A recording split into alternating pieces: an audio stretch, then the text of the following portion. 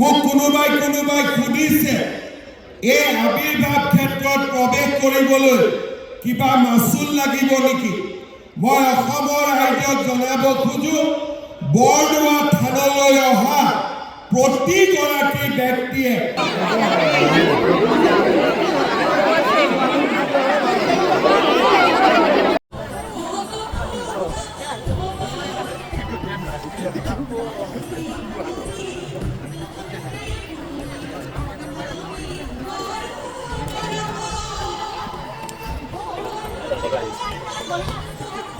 सब लोग इस जगह पे जा रहे हैं, मैं उधर जा रहा हूँ वापस। चलो चलो आप लोगों को दिखाता हूँ, ठीक है, लेट्स गो।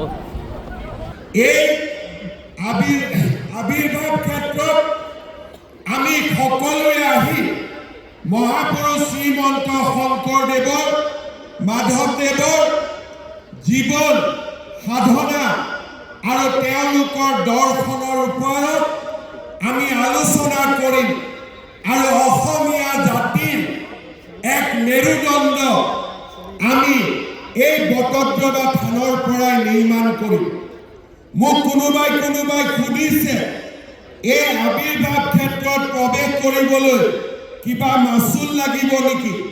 মই অসমৰ ৰাইজক জনাব খোজো বৰদোৱা থানলৈ অহা প্ৰতিগৰাকী ব্যক্তিয়ে কোনো ধৰণৰ টকা পইচা নিদিয়াকৈ এই আবিৰ্ভাৱ ক্ষেত্ৰত আহিব পাৰিব। কাৰণ আমি বিচাৰো যে আমাৰ জাতিয়ে আমাৰ জাতিটোক জীয়াই ৰখাৰ সংকল্প এই আবিৰ্ভাৱ ক্ষেত্ৰত এই বৰদোৱা থানৰ পৰাই আকৌ এবাৰ আমি সকলোৱে ল'ব লাগিব।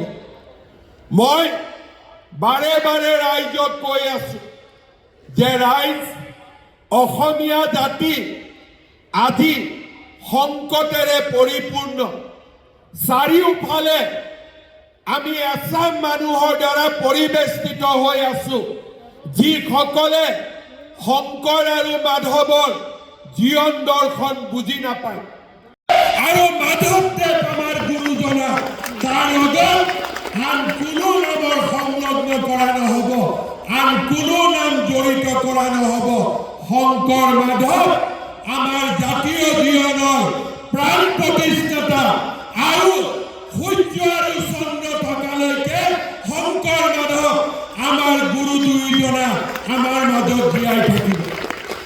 শ্ৰদ্ধা ৰাইজ, আপোনালোকৰ আশীৰ্বাদত আমি এখন চৰকাৰ গঠন কৰিছিলো যি চৰকাৰে প্ৰধানমন্ত্ৰী ডাঙৰীয়াৰ আশীৰ্বাদত অসমলৈ বিকাশৰ এক গংগা নমাই আনিছে।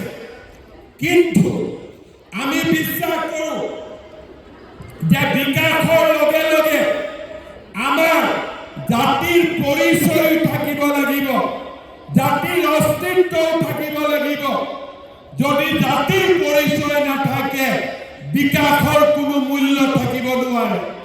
বিকাশ আৰু জাতিৰ পৰিচয় যেতিয়া দুইটা একেলগে যাব অসমীয়া জাতি বিশ্বৰ ভিতৰতে এটা মহাজাতিলৈ ৰূপান্তৰ হ'ব। সেইবাবে আজি আমি যোৱা 5টা বছৰ 10টা বছৰ নিৰলসভাৱে কাম কৰিছো।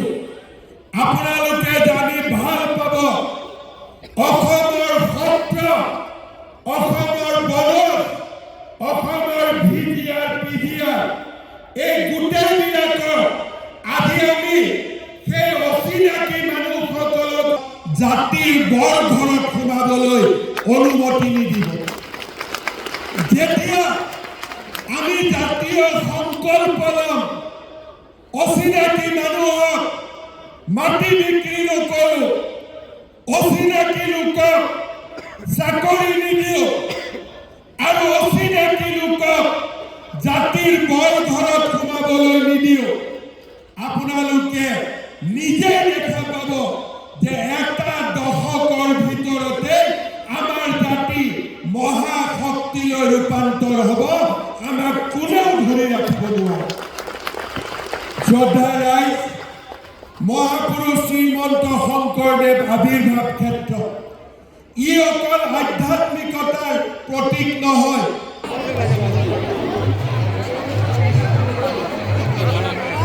देख सकते हैं ना, सारा तरफ ब्लॉक हो चुका है। अभी जाने में बहुत दिक्कत हो रहा है। किधर जाऊँ किधर जाऊँ?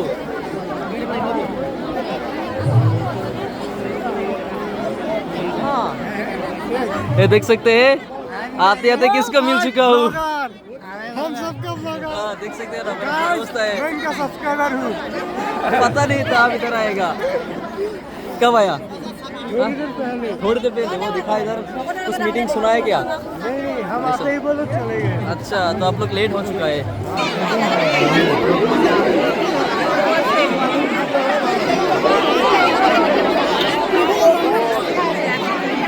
देख सकते हैं कितना जाम पे मैं फंस चुका हूँ। सामने जाने का भी रास्ता नहीं है अभी।